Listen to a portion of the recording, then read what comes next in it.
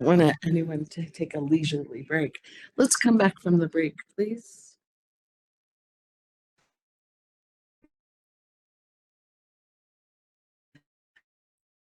Yeah, you can smell home. All right. When we broke, we thought we had finished the commission questions, but Commissioner Zemlich hadn't had an opportunity to ask Mr. D'Antonio her question. So please go ahead, Commissioner Zemlich. Thank you. I just moved over a little bit so we have better line of sight. I just have one kind of lengthy question, I think. But thank you, Mr. D'Antonio.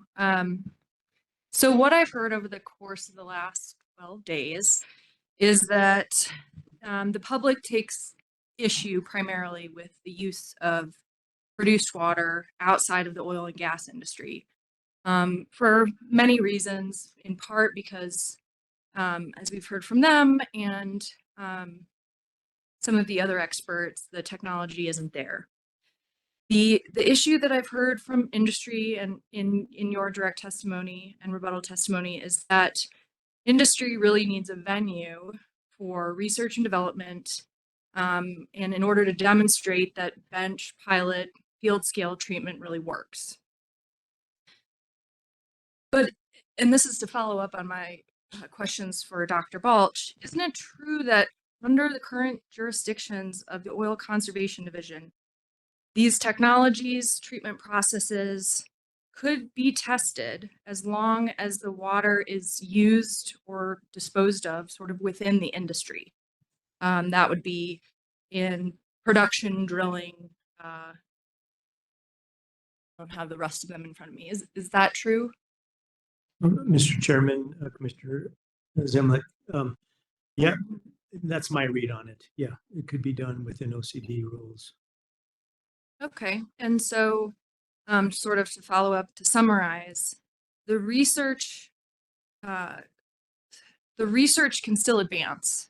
And I think there's maybe some debate about how quickly that happens, but it doesn't put the kibosh on all R&D of produced water treatment if you can only do it sort of within the oil field as you can currently. Commissioner Zemlich, yes, but I think there is a desire to, in most places, to do it more than just within the confines of oil and gas now. I mean, obviously, there's even the Produced Water Act talks about using treated produced water outside of oil and gas. So the legislature has spoken. There's legislation that's been out there. They've directed this body to come up with rules and regulation. And so, I would hate to just limit all the demonstration projects, bench pilot projects, whatever you want to call them, just within the OCD jurisdictional sector. I think the Environment Department needs to get involved on looking at discharge permits, on ground applying it in some cases. Sure, who's causing that? But it's not me. So anyway, I think I'm not sure I'm answering your question, but I guess my read on it, and then that's why, from my perspective, I wanted to start some pilots with some treated brackish water, because a lot of that brackish water is it's pretty nasty stuff still if you're depending on where you're getting it from, and you can test those treatment technologies without the fracking water piece of it, right? You may have some hydrocarbons that can be removed and other things, but at least you don't have the fracking water that's involved. And I think what I've heard with the public testimony and everything is it's a lot of conflated information, but the fear is really the unknown of what's in the fracking water that enhances the production of oil and gas, and I think that's really where the general public is afraid of things that are going on.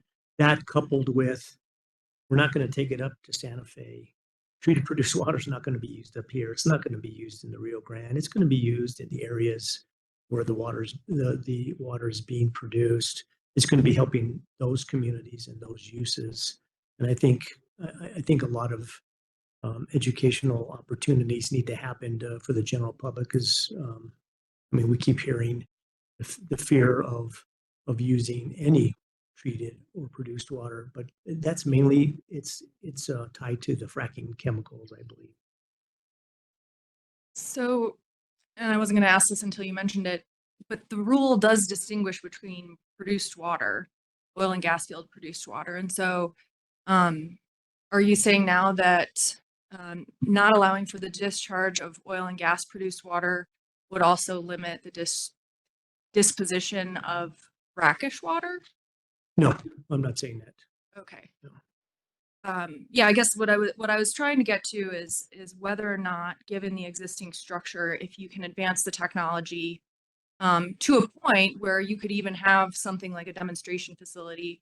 I think that they may actually be in existence already. It sounds like that are affiliated with like a recycling facility that's permitted under OCD. I think the short answer to that, Mr. Chairman and Commissioner, is yes. Yeah. Okay, thank you. Sure. All right. Thank you, Commissioner Zemlich. Let's turn to the parties. Mr. Maxwell, do you have questions of Mr. D'Antonio?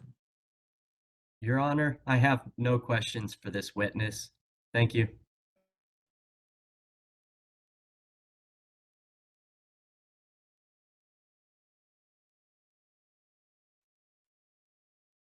No questions for Mr. D'Antonio. Thank you. Thank you, Ms. Taylor. And I think Mr. Maxwell indicated no questions as well. Mr. Cox? No questions, Madam Hearing Officer. Thank you. I don't believe we have Mr. Hightower. Mr. Davis? Thank you. Mr. Dodd or Ms. Nanasi?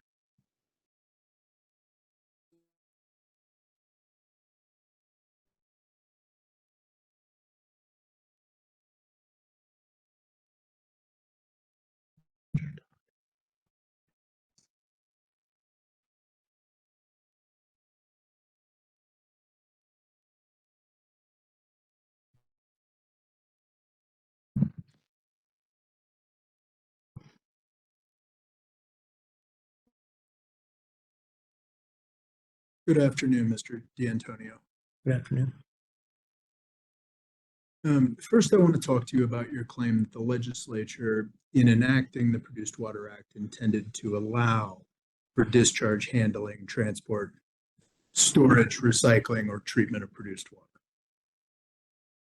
And so your claim is basically that because subsection P of 74-6-4 provides that the WQCC shall adopt regulations, that means that the WQCC has to allow the use of produced water. Is that right? Mr. Chairman, or I don't think I have to go through the chair on the cross, do I? Mr. Dodd. Well, I think no, I think the direction was to come up with regulations. It didn't say that it didn't give an outcome of what the regulations needed to be. It just said come up with regulations. And so you would agree that regulations can include a prohibition, correct? I would say that they could include a prohibition, but my true feeling as a multi-decade administrator is that you don't start from a never position and then have to walk it back. And there's plenty of opportunities and plenty of qualified people within the Environment Department that can issue discharge permits with conditions based on the risk associated with whatever that application is for. And so I think the real key here is the standards haven't been identified. Now, have you seen New Energy Economy Exhibit 3? I have read it, Mr. Dodd, but it's been, I think, when the original testimony was, so it's been a while since I've looked at it. Let me, I'll give you a copy. May I approach the witness?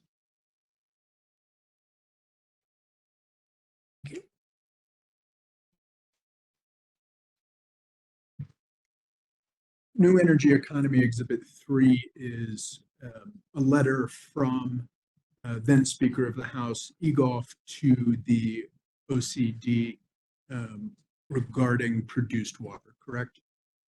Yes, it is. And in that letter, looking at the third paragraph, the third full paragraph of the letter, Speaker Egolf wrote, quote, "I urge you to take care in crafting of these regulations to ensure that none of the rules and regulations adopted pursuant to House Bill 546 inadvertently allow or purport to permit any use, application, or discharge of produced water outside of oil and gas operations.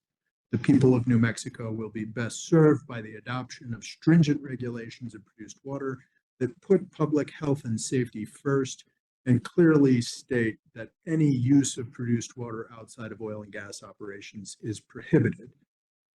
Close quote. Did I read that correctly? Yes, you did. And then in the final paragraph of his letter, Speaker Egolf states, quote, "Currently, several universities are conducting research into the reuse of produced water and whether uses of produced water present health and safety risks to the public and our natural resources. The New Mexico Environment Department and the Water Quality Control Commission will be the agencies best equipped to evaluate any such research when it is complete. At this time, I am unaware of any safe, fully researched application for produced water outside of oil and gas operations," close quote. Did I read that correctly? Madam Hearing Officer, I'm going to object to these questions. I don't believe council has established any foundation for this testimony. I don't know that he's established that Mr. D'Antonio is familiar with Mr. Egolf's opinions or stated in this letter, and I don't think that this has been established to be relevant to Mr. D'Antonio's testimony. So, Mr. Dodd, you did ask him if he'd read NEE Exhibit 3. Is there some other connection to Mr. D'Antonio you're exploring? So first of all, New Energy Economy Exhibit 3 has been admitted into evidence. This witness has testified about what the legislature intended in enacting the Produced Water Act. Speaker Egolf was a sponsor of that bill that was then enacted in the Produced Water Act.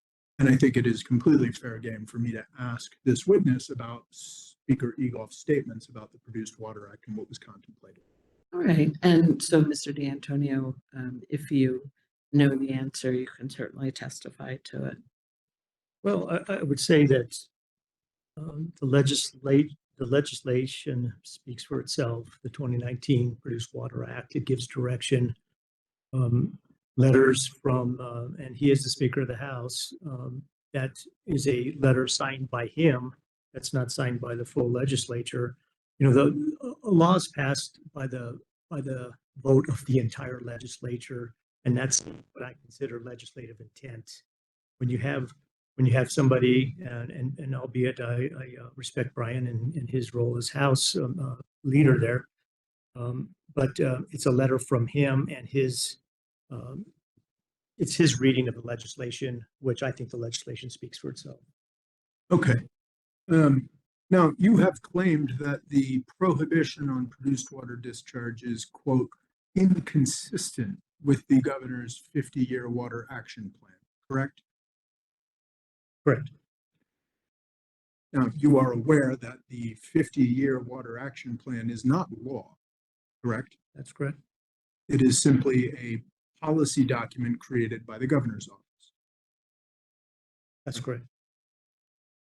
And in fact, the 50-year water action plan in action item B1 called for the creation of a $500 million strategic water supply, didn't it? It did. Yes, it did. And the legislature soundly rejected that proposal and did not pass legislation to create the strategic water supply, correct? That's correct. And the legislature often does not pass things the first time around. It usually takes period of time or several sessions to get something through. So, yeah, or not at all. or And so while the governor may not agree, the legislature gets to make what the laws, correct? legislature's the appropriating body. And the WQCC has to follow the laws that the legislature has passed and not consider the wishes of the governor, correct? There's an interplay there, but yes, until it becomes law, which the 2019 Produced Water Act is law. That's what I'm referring to that gave the direction. Okay. Now I want to talk about your relationship with NMOGA. Have you been paid by NMOGA for your work in this matter? Not yet, I haven't. Have you agreed that you will be paid for your work for NMOGA in this matter? I've got a contractual relationship, yes, to be paid. How much do they pay you per hour? The agreement is for $275 per hour. And have you performed work for NMOGA in other matters since you left state government in December of 2021? No, I have not. And how many hours do you estimate you will have spent on this matter and that you will bill NMOGA for? Guessing maybe 100 hours, Okay. So somewhere around $20,000 to $30,000 worth of work. potentially. All right, I'm moving to my last topic now. I want to talk to you about water scarcity and the Water Quality Control Commission, okay? As came up in your testimony and the testimony of many of the other NMOGA witnesses, you would agree that one of NMOGA's central arguments for the reuse of produced water is the issue of water scarcity in New Mexico. Correct. Now, you are aware that the duty of the Water Quality Control Commission is to ensure the health, safety, and welfare of New Mexicans and the environment by protecting New Mexico waters against contamination by pollutants, right? That's correct. It's actually not within the purview of the Water Quality Control Commission to deal with water scarcity, is it? It's not, but water quality and water quantity are inextricably connected. And as state engineer, many of the permits I issued were based upon input from the New Mexico Environment Department on pollution plumes and other things that affected my issuance of permits. So they are connected. Quality and quantity are connected. You would agree that section 74-6-4 of the New Mexico statutes set forth the duties of the Water Quality Control Commission, correct? Correct. That section does not mention water scarcity at all, does it? Not to my knowledge, no. It's simply not the Water Quality Control Commission's job to address water scarcity, is it? Madam Hearing Officer, I'm going to object. Those questions already been asked and answered. Oh, and Mr. Dodd, I don't think I've asked that question. I didn't remember that. Council asked if the Water Quality Control Commission had jurisdiction over water scarcity, and the witness answered that question. Mr. Dodd may not like his answer, but it's been answered. Okay, I'm sorry. I just don't remember. Go ahead, Mr. D'Antonio. So it's Again, yeah. so Please it's not the Water Quality Control Commission's job to deal with water scarcity, correct? That's correct. The Water Quality Control Commission, its job is to ensure water quality, right? That's correct. Thank you. That's all the questions I have. All right, thank you. Ms. Fox?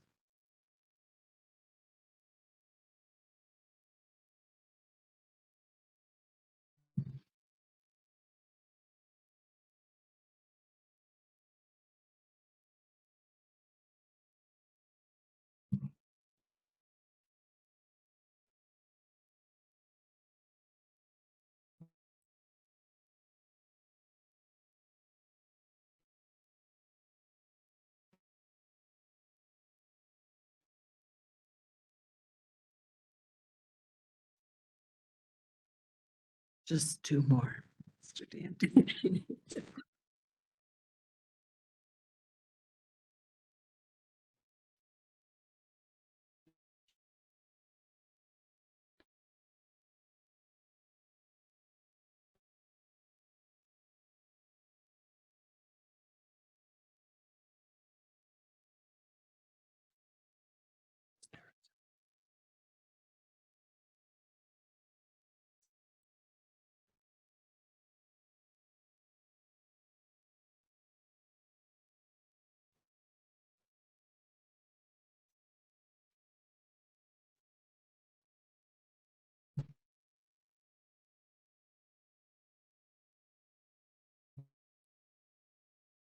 Madam Hearing Officer, I'm going to screen share for one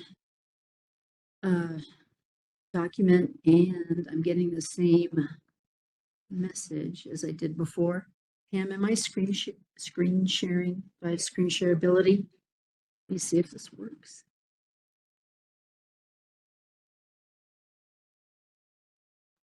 It's giving me that same message that it did previously. That content sharing is unavailable.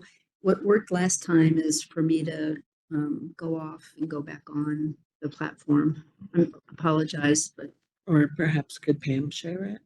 yeah, I could. Should I email it to her? Yeah, let me do that.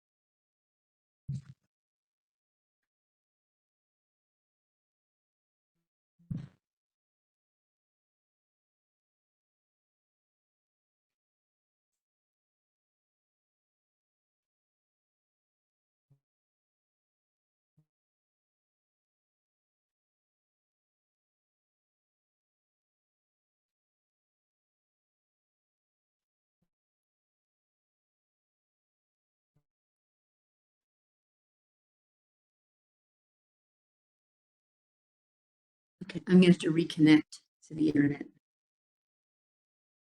you want to wait or take 5? I mean, apologize.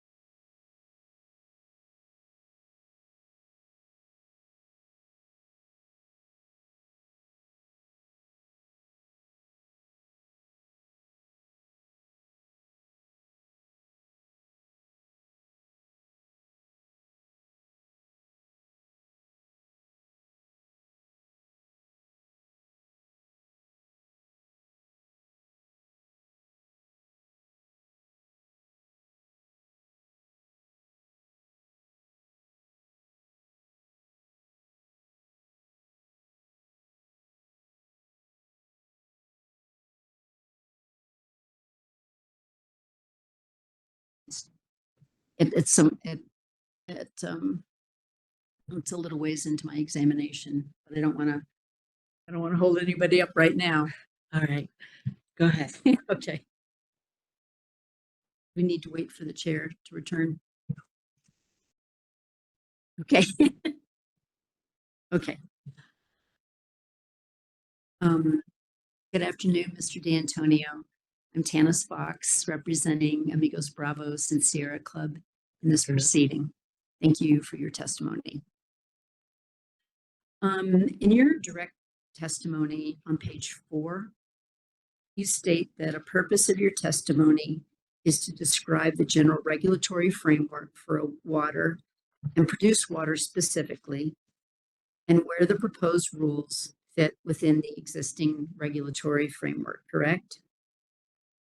Correct. And at the beginning of your testimony on the regulatory framework for produced water, on page 9, you identify a 2018 Memorandum of Understanding, or MOU, entered into by the Environment Department, MNERD, State Engineer's Office, and EPA, correct? That's correct. And you say that in connection with the MOU, New Mexico and EPA produced a white paper entitled Oil and Natural Gas Produced Water Governance in the State of New Mexico, correct? Correct. And the MOU and white paper are NMOGA Exhibit 8, correct? Correct. On page 3 of the white paper, it states, advances in water treatment technology have shown promise in turning this wastewater into a future water resource. However, there remain important scientific questions related to the human health and environmental implications of using treated produced water for applications outside the oil and natural gas industry, correct? Catching up here. We're trying to. The open reference up again, the- please. I'm sorry. Page 3, Page 3. Of the white paper? correct. Is what you're referring to. We just need a minute to pull up the white paper.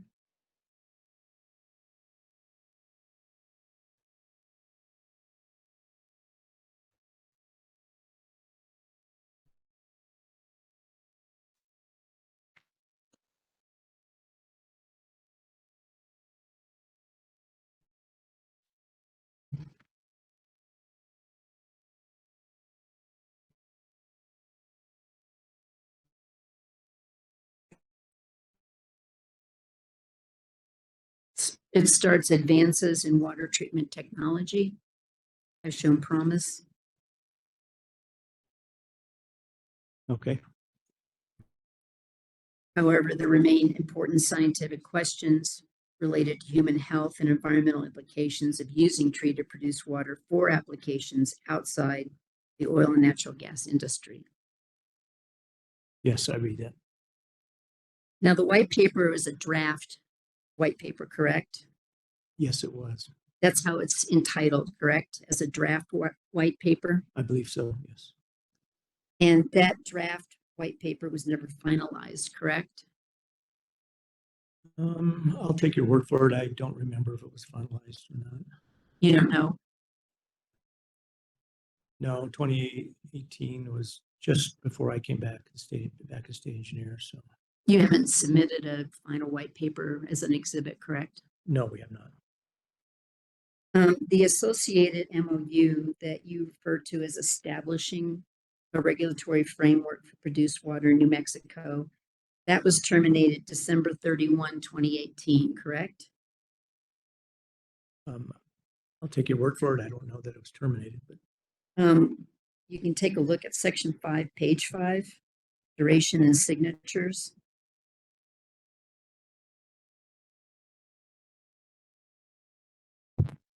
It says this MOU remains in effect through the end of 2018 or upon completion of the white paper, whichever is later.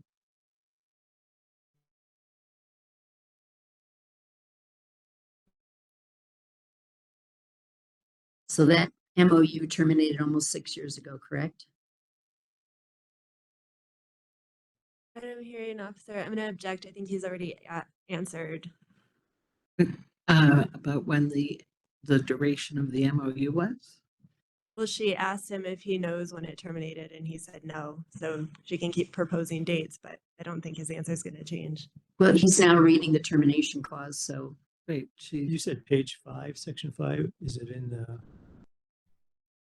So just section 5, page 5, yes. to clarify, is the question on the table, can you please read what the termination clause is, or is it your understanding? I think he's answered what his understanding is. If Ms. Fox wants him to read the document, he can Right. read what the words of the document says, but the document's in evidence, so. okay.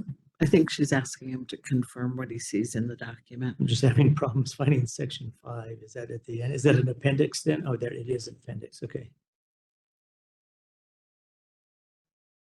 Entitled Duration Yeah, okay. and Signatures.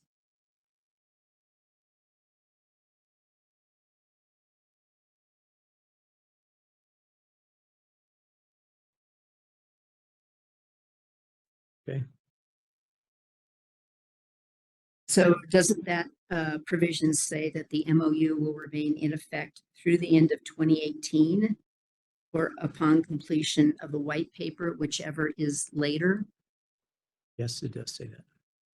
And as far as you know, there is no final white paper, correct? Correct. And therefore the MOU would have ended December 31, 2018, correct? Correct.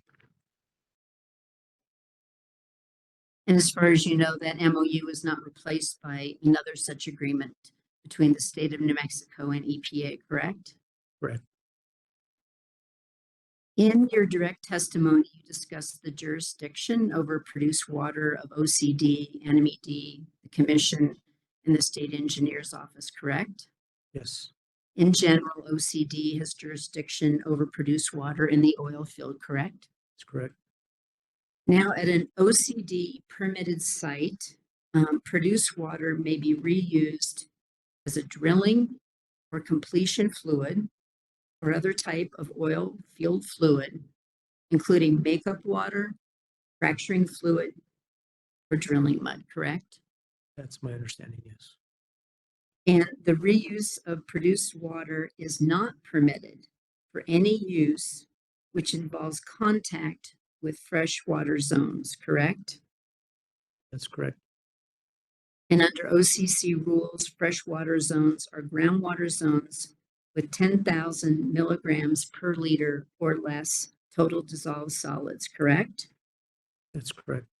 And that's consistent with the groundwater protection standards in this commission's regulations, correct? That's correct. NMOGA does not challenge the department's proposed prohibition against discharge of untreated produced water to ground and surface waters, correct? Correct. In fact, it supports that prohibition against discharge, correct? That's correct. Where in the statute that you have referenced, that's 7464P, the Water Quality Act, is the Water Quality Control's authority to prohibit the discharge to surface and groundwater of untreated produced water? I don't know. I wouldn't know where to find that. You've testified extensively as to the meaning of 74-6-4-P from the Water Quality Act, which states that commission, quote, I believe that's the slide, I think it's 24, that sets forth that provision, quote, shall adopt regulations to be administered by the Department of the Environment for the discharge, handling, transport, storage, recycling, or treatment for the disposition of treated produced water. And then it has some other verbiage. Is that where the authority of the commission comes from to prohibit the discharge of untreated produced water to ground and surface water? It doesn't refer to untreated, no, just treated.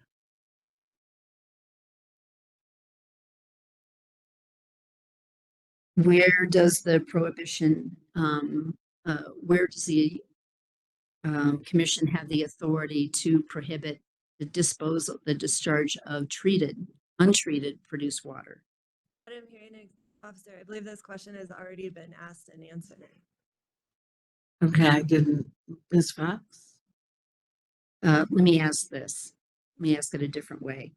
Does the commission have that authority because it has the statutory authority to prohibit discharges of contaminants that would negatively impact human health and the environment? I think the Environment Department makes that decision.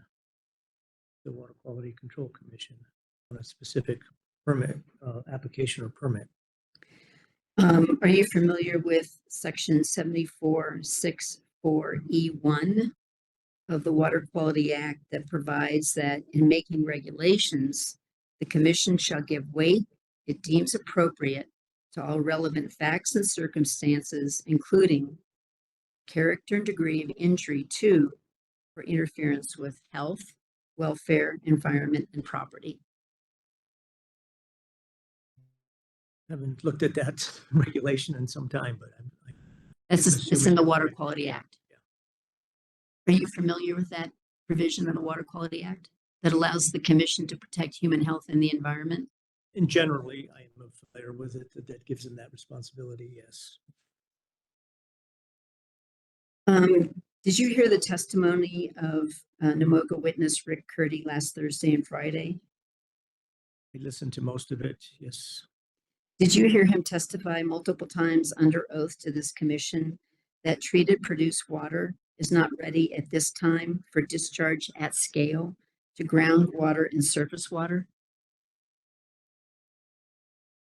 Well, I don't know that he was that particular. He might have said, he said a number of things to scale. I don't know that anybody is, that requires a permit, obviously, from the Environment Department to scale. I think we're still talking about, we haven't fixed the demonstration or pilot project issue yet to go to scale. So my feeling on that particular testimony is that it would be nice to get some pilot and demonstration bench projects first before we go to scale. I think the Environment Department could always allow for a 2-scale project with a permit, with safety conditions and conditions based on human health and safety that they could issue at their discretion. My question is, did you hear that testimony? I remember him saying that, but I don't remember the context of it. Yes. It was in the context of whether a discharge of treated produced water should be allowed in New Mexico at this point in time.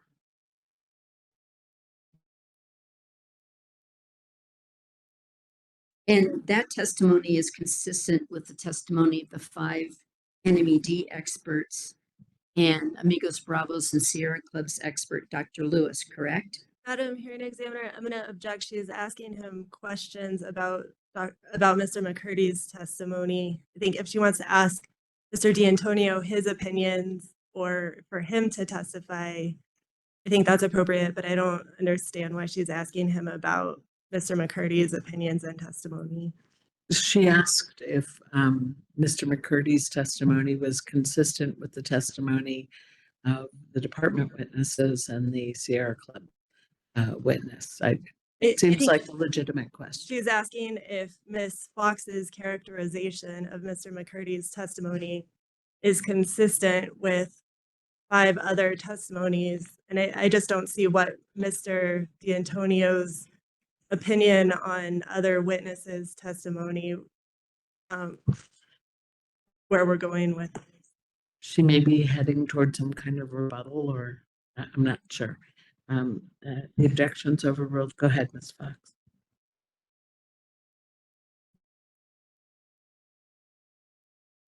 Would you like the question repeated? Yes, please. Mr. McCurdy's testimony is consistent with, that I referred to previously, is consistent with the testimony of the 5 NMED experts and Amigos Bravos and Sierra Club's expert, Dr. Lewis, correct? I would hesitate to confirm that it was consistent with 5 NMED experts that testified nearly 2 months ago that I don't remember all of their testimony. But it's I would say it's consistent.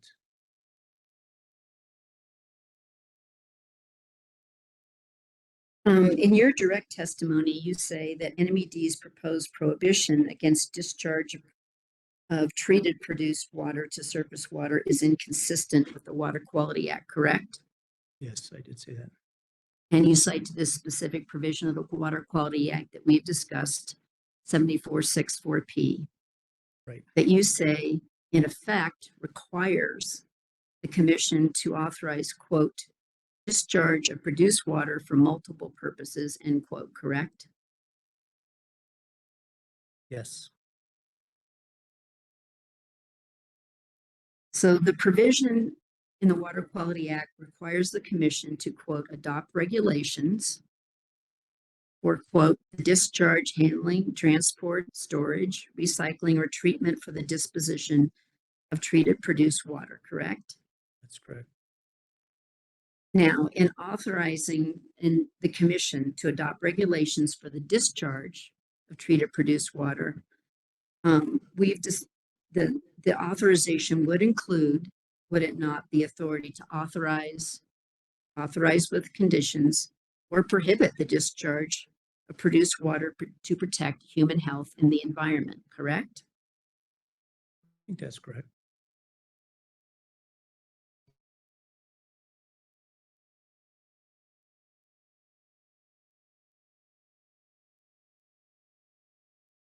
In your direct testimony on pages 13 to 14, you claim that NMED's proposed rule is inconsistent with the governor's 50-year water action plan, correct? Yes.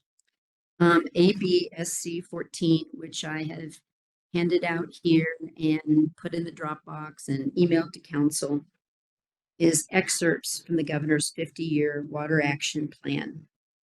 In your testimony, you refer to action B2 in the plan, correct? I did, yes. That action item discusses development of quote unquote preliminary rules for reuse of treated produced water, correct? I think it did. Yes, let me see. Find it on- It's highlighted in the exhibit.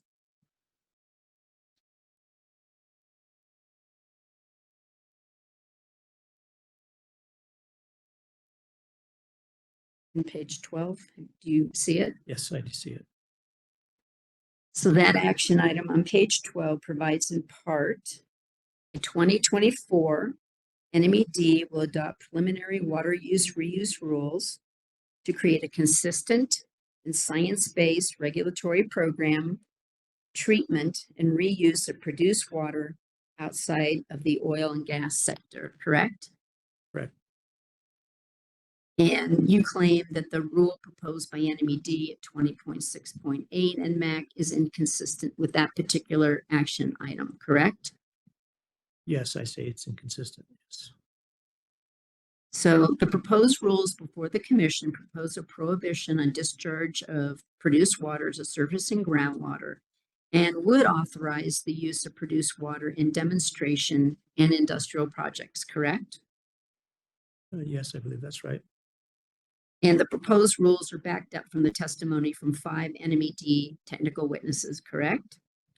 Sure, that's correct. Yes. So the state is putting forward by 2024 preliminary rules for reuse of produced water, correct? It sounds like, yeah, preliminary rules, but in my opinion, they don't go far enough, or from my perspective, they're not allowing a discharge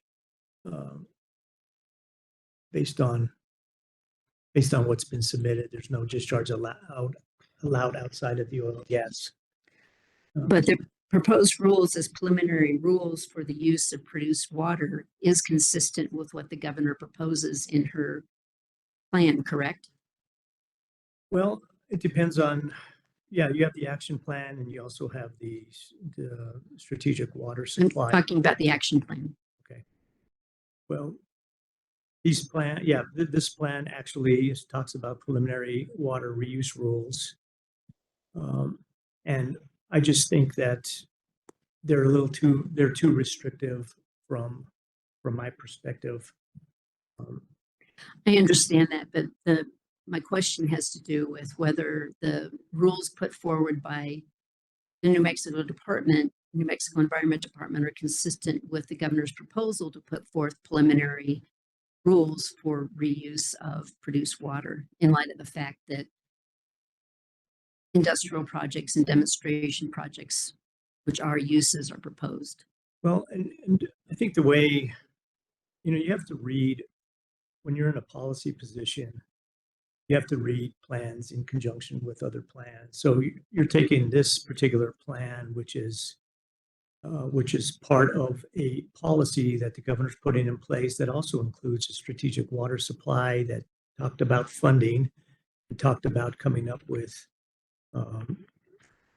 water use outside of the oil and gas industry. So, yeah, I mean, with the questions that you're asking about this plan, I understand how you want me to answer those, but when you look at policy, you take multiple plans into consideration, especially when you're at a cabinet level and you're trying to implement an administration plan for water shortages in New Mexico.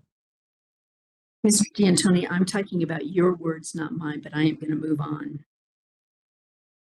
You also, in your direct testimony on page 14, say that NMD's proposed rules are inconsistent with another action item in B2, which is to adopt by 2026 sector-specific water reuse rules for fit-for-purpose, non-potable reuse of wastewater, correct?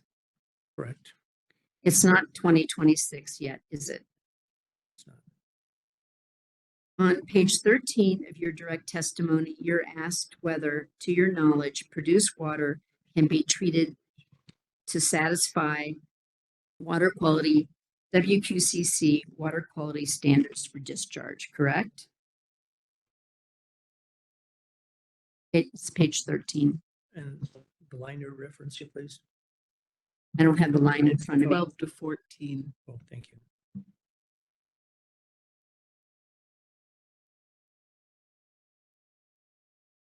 And your question again, I'm sorry. You're asked whether, to your knowledge, produced water can be treated to satisfy WQCC water quality standards for discharge. Yeah, my answer references Dr. Balch's testimony. So I think that's where my attorney was getting at. You- I'm answering the questions related to that. Your reply to that is, as you just alluded to, yes, as described in the testimony of Dr. Balch, produced water can be treated to satisfy discharge standards, correct? That's correct. So you're not a chemist or a toxicologist or a risk assessor or the like, and therefore you're relying on the opinions of Dr. Balch and perhaps other NMOGA experts when you assert that produced water can be treated to satisfy water quality standards, correct? Yes, I'm relying on his testimony. And in this proceeding, have you also relied upon the opinions of Mr. McCurdy? Yes, I have.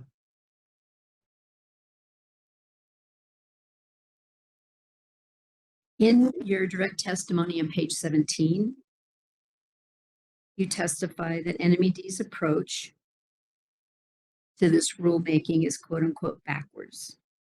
And that quote, rather than first proposing to prohibit all discharges of produced water, as it does in the First Amendment rules, NMED should have simply consolidated the rulemaking process to propose standards for discharges of produced water, correct?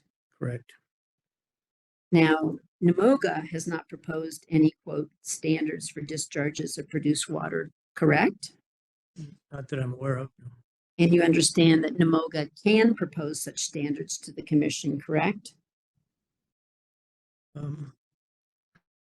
Assume they can, yeah. Not to my knowledge, but yeah, I assume they can.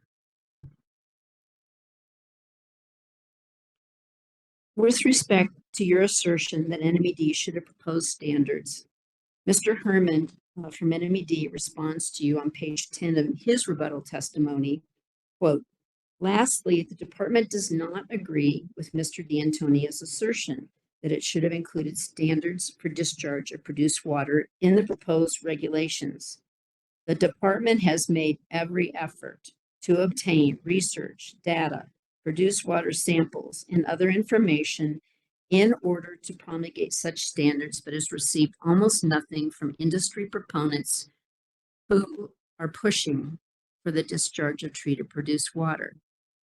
Based on your personal knowledge, do you have any basis to disagree with Mr. Herman's testimony that NMED has sought but not received information from industry to promulgate such standards? I'm not in that loop, so I wouldn't be able to answer that question. Based on your personal knowledge, do you have any basis to disagree? No. That's all I have, and I move for admission of ABSC Exhibit 14. I'll pause for a moment in the event there are objections. Madam Hearing Officer, I don't object to the governor's 50-year water action plan being admitted into evidence if Ms. Fox is willing to provide the entire document. Okay, Ms. Fox? Well, I actually anticipated that from Mr. Brankard, and I do have the full copy if that's what people would like All right. here. So Exhibit 14 is admitted. Thank you. Thank you. Mr. Knight?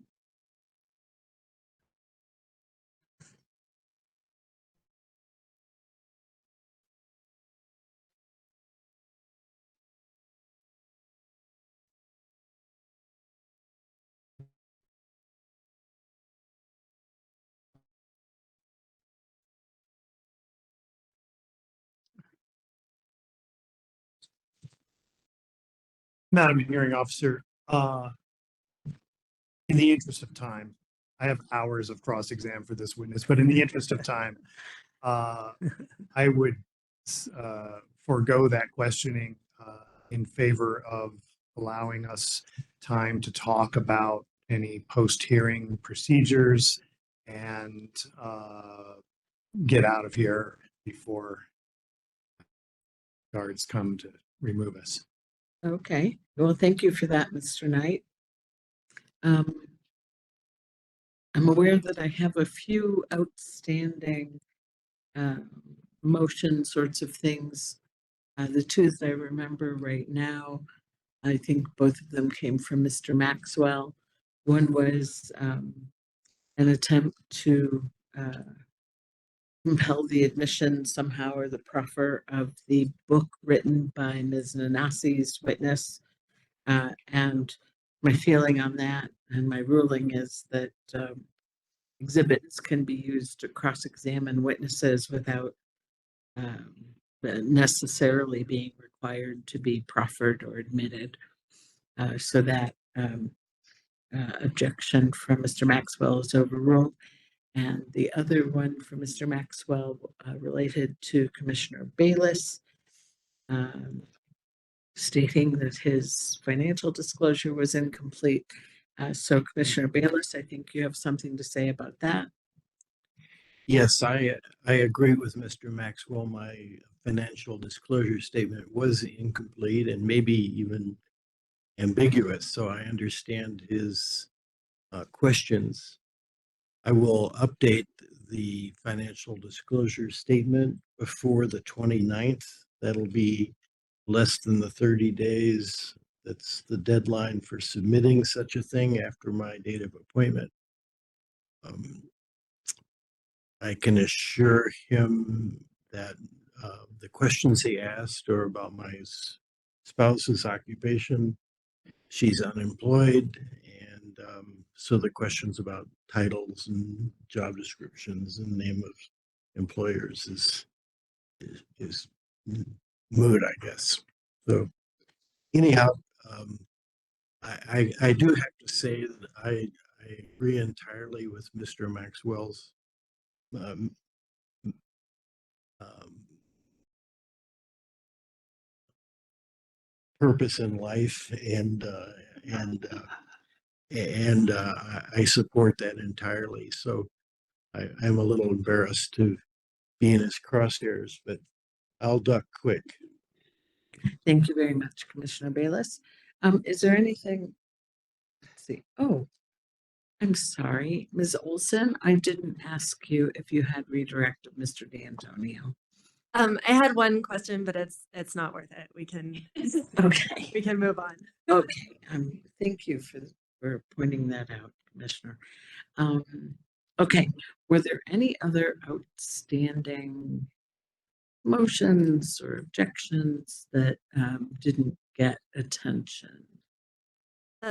Madam Hearing Officer, I believe Namoga still has the remainder of its exhibits to move into evidence, which were the subject of objections.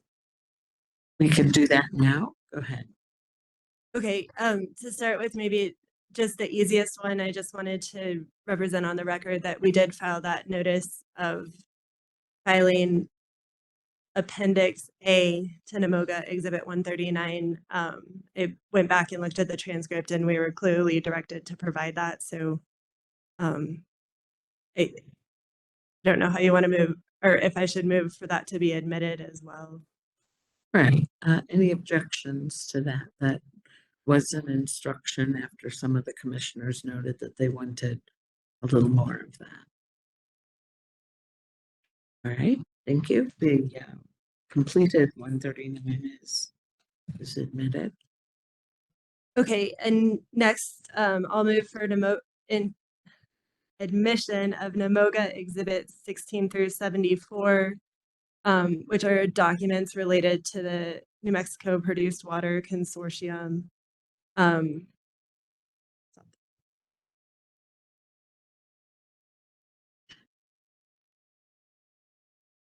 Is that the end of your sentence? For now, yeah. All right, let me pause for a moment in the event there are objections there. Ms. Fox, you need to come to a microphone.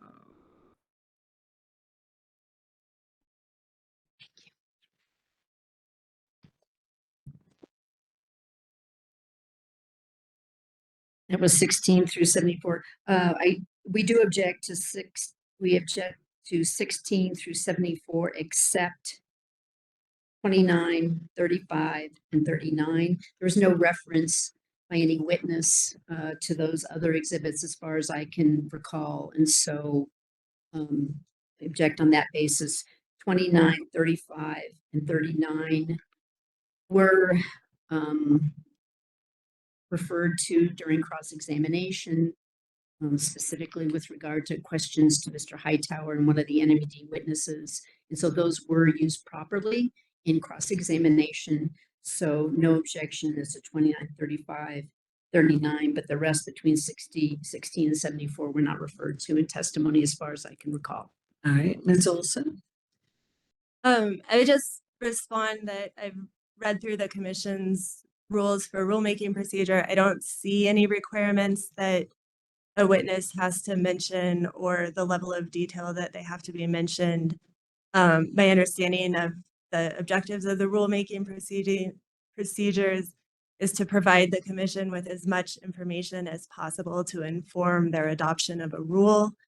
I think these documents without question are relevant to that determination. These documents were properly identified in Namoga's rebuttal NOI. They were provided to parties at that time, consistent with 20.1.6.202 A6 that says list and attach all exhibits anticipated to be offered by that person at that hearing. And so I believe we've complied with the procedural rules. I don't think that there's a credible argument that the documents from the New Mexico Produced Water Consortium are not relevant to this rulemaking proceeding. And I'll just add that during an examination of this hearing, I believe the commission has specifically asked for the documents that the consortium has developed, and information about how the consortium has functioned. And so the documents go to that information. Mr. Dodd? Just briefly, Madam Hearing Officer, any would join in the objection as to these exhibits because they lack any type of foundation as to relevancy. In order for the hearing officer, for members of the commission to find that they're relevant, there needs to be some testimony from a witness as to what the documents are and how they're relevant in some way or another. Without any reference whatsoever to these documents, I don't believe that relevancy can have been established. Thank you. Okay, Ms. Olson, would you like to respond to that? Yeah, I would just say that this argument over lack of foundation seems to be premised on an incorrect understanding of the applicable rules. I believe State versus Martinez, that's 2007, New Mexico Supreme Court 25, stated whether a piece of evidence should be admitted based on a sufficient foundation is governed by Rule of Evidence 11-104, New Mexico Rules Annotated. The reason that this is an incorrect understanding of the applicable rules is that the commission's rules for rulemaking hearings expressly provide that the rules of evidence shall not apply. And that's at 20.1.6.300A. And so the sole basis on which they're arguing the evidence should be excluded simply doesn't apply in this rulemaking proceeding. And so I think that argument should be rejected. I think you and the commission are able to determine the value that these documents have. And so I request that they be admitted and they be given the weight that they deserve by the commission in this rulemaking proceeding. All right, so with what you just said as the basis, I'll overrule the objection, admit 16 through 74, to which all were objected except 29, 35, and 39. It does suggest to me, though, in future rulemakings, I may have to reflect on this and put something more in a pre-hearing order. That's what it suggests to me, rather than, allowing document dumps. So, okay, go ahead. And I would just add on that the commission can also reevaluate its procedural rules at any time to provide clarity. The last series of exhibits is 128 to 136. And these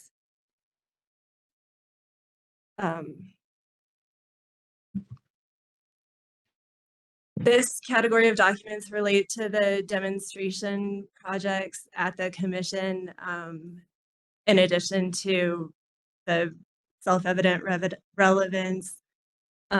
These documents were the subject of cross-examination by, I believe, cross-examination of Mr. Hightower by, I believe it was Counsel for Wild Earth Guardians. And for the same reason stated before, I would seek admission of them and allow the commission and hearing officer to give them the weight that they deserve. Okay, I'll pause for objections. Go ahead, Ms. Fox.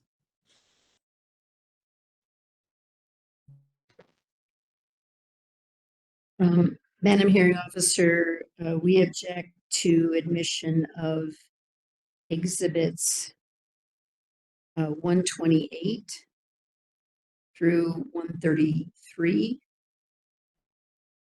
and 135 and 136, because again, those were not exhibits that were in any way referred to by any witness. The objection of these documents, as well as the previous documents, is based on the fact that there's no relevancy. relevancy is required in this proceeding under the commission's rules for admission of exhibits. Without a witness testimony, there is no showing of relevance. And so I move for you to reconsider your previous ruling, because without a witness testimony, there is no showing of relevance, and relevance is required for admission of exhibits in this proceeding. Mr. Dodd.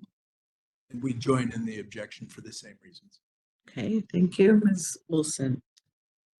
Yeah, it's one, quite frankly, it's surprising to me that council would argue that the documents addressing the demonstration and pilot projects are irrelevant, when I believe there's been substantial testimony during this proceeding over the projects that are going on currently. And I'll also specifically point to, again, I believe it was examination of Mr. Hightower, where I believe it was Council for Wild Earth Guardians walked Mr. Hightower through each of these demonstration projects in pretty extensive detail in the status of each of the projects, where they are, what the purpose is. And so it's surprising to me that there would be an argument that they're not relevant. I think they're clearly established the minimum threshold of relevancy to the subject matter of this proceeding. And again, the commission can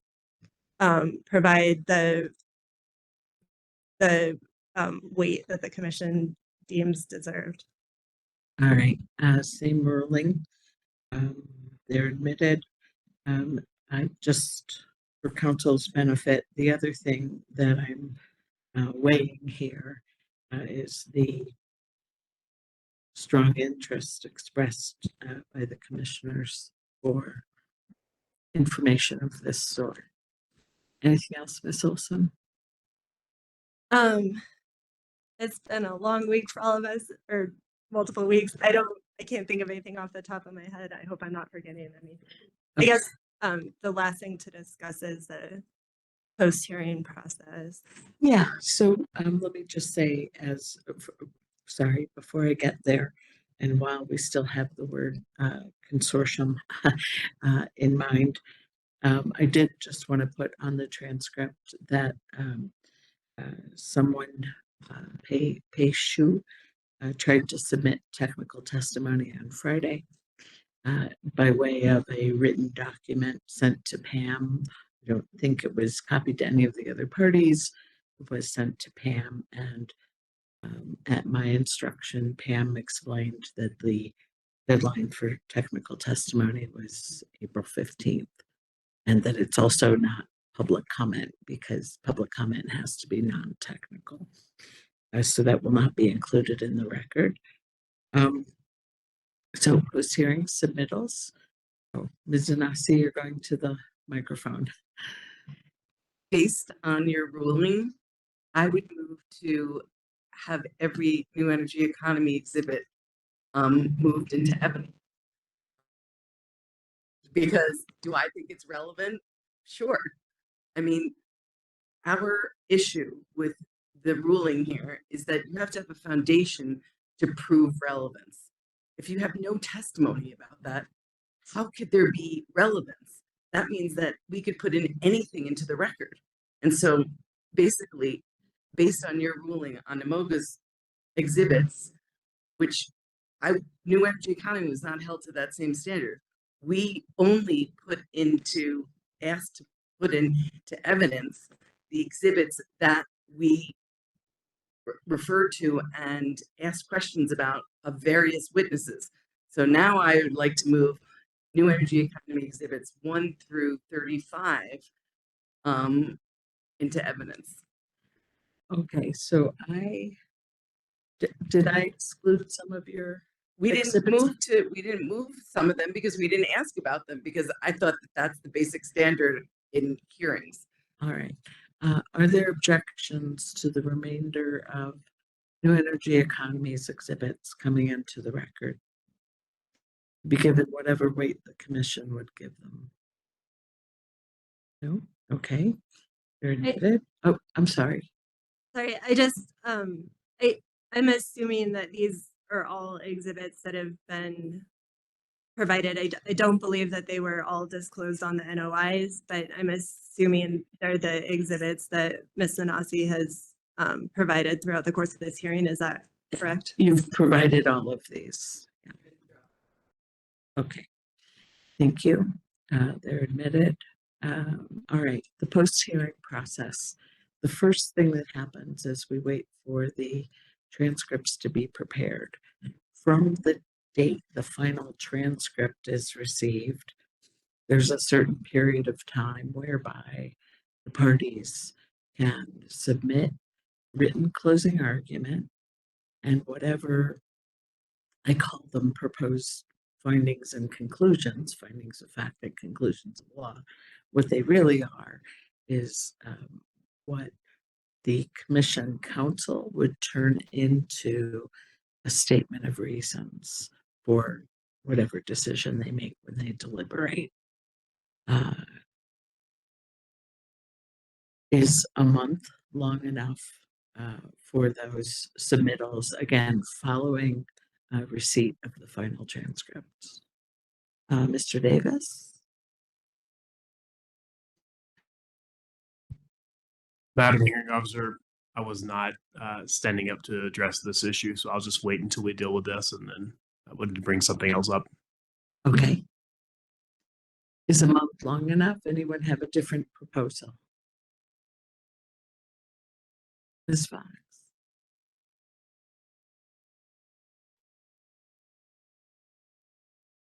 So, Madam Hearing Officer, a month is fine, except I've got a scheduling problem. And that is this, that assuming that we get the transcripts in 2 to 3 weeks, is that that would bring us around the end of August. And I am out on work for the week of the 9th, completely a work thing, and on vacation out of the country the next 2 weeks. So that's my problem. I've got 3 weeks there, right sort of in the heart of that 30 days when I'm going to be gone. 30 days is fine, but I'm not going to have those 30 days during that period. So that's my problem. And I'm the only lawyer handling this. Okay. So what would you propose? Well, that's a good question. I would propose that assuming the transcripts come in, let's say the end of August, I would propose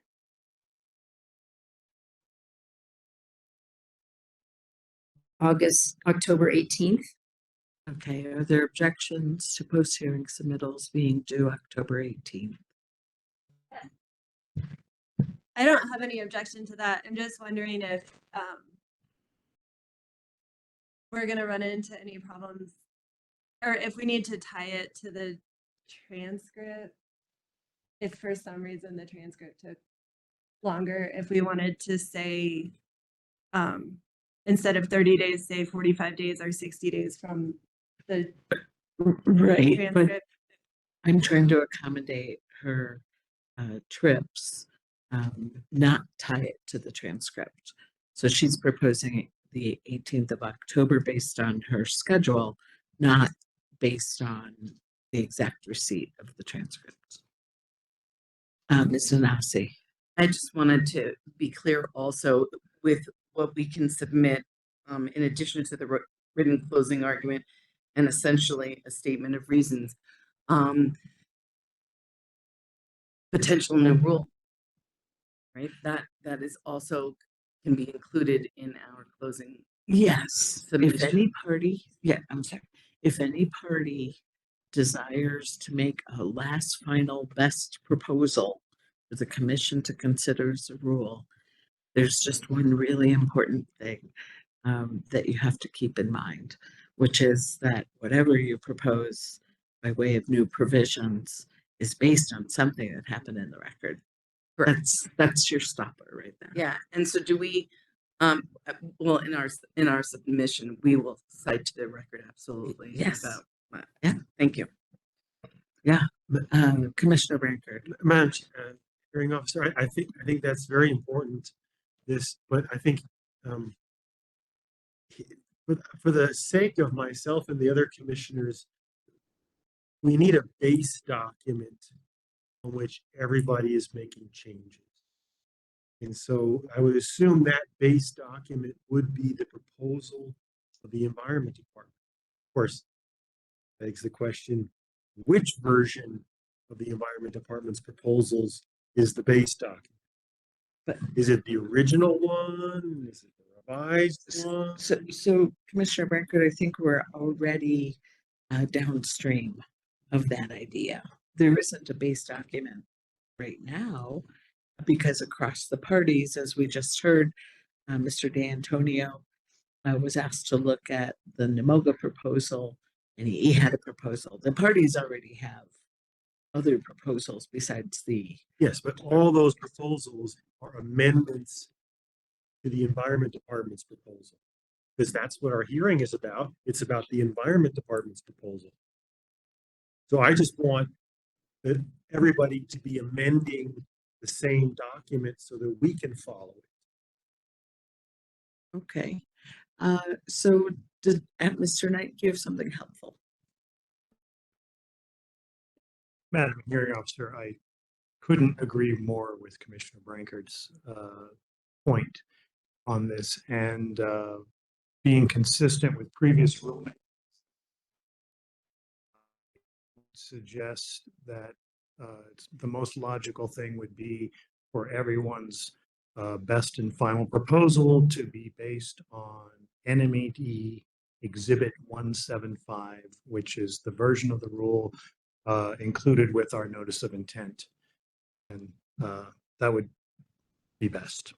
All right, and let me just confirm the parties' amended rules that were submitted were adjustments to Exhibit 175 already. Okay, so as long as that's true, that should work. And that Exhibit 175, I apologize, I don't have it in front of me. That's not the rebuttal. That's the one that was the subject of the public notice. Is that correct? Sorry, no. That's the version that was included with our rebuttal NOI. Okay.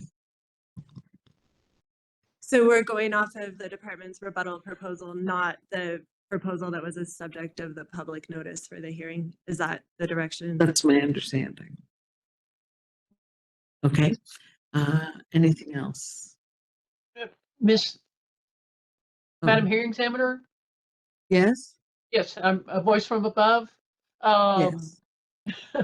I would advocate for 45 days from the production of the transcripts.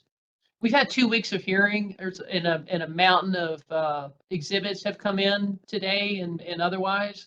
That's just a lot to get through and to craft a good closing argument and statement of reasons for the hearing officer and for the commission to consider. All right. So let me put it this way. October 18th or 45 days following receipt of the final transcript, whichever is later. How about that? Okay. Yes, Mr. ma'am. Davis.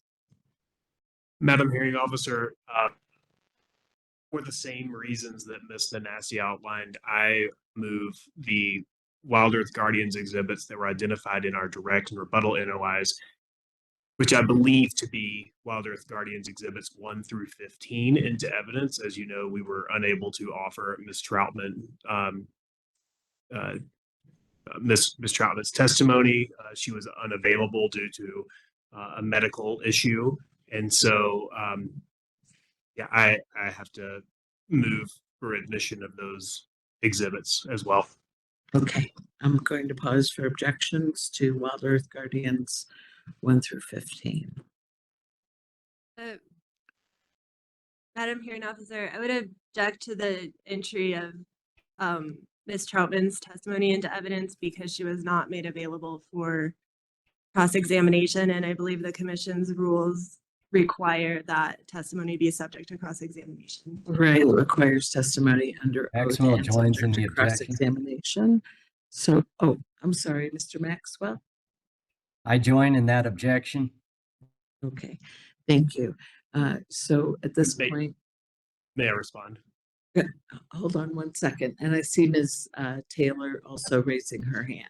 Yes, ma'am. I joined the objection as well. We had no chance to talk to her about her topics. Right. Mr. Davis. I would respond by saying that the documents speak for themselves. We are not moving Ms. Troutman's testimony into evidence. And so I don't have that in front of me right now. So to the extent that I believe it's probably 2 of those exhibits are her testimony, we would not move those.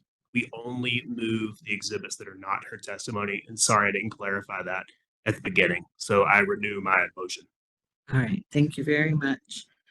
In that case, other than Ms. Troutman's testimony, the Guardian's exhibits 1 through 15 are admitted. I'm now getting firm messages that we need to vacate. Is there anything else we have to do together? Ms. Fox? Hesitate to ask this, but I'm wondering if there'll be a hearing officer's report summarizing the evidence.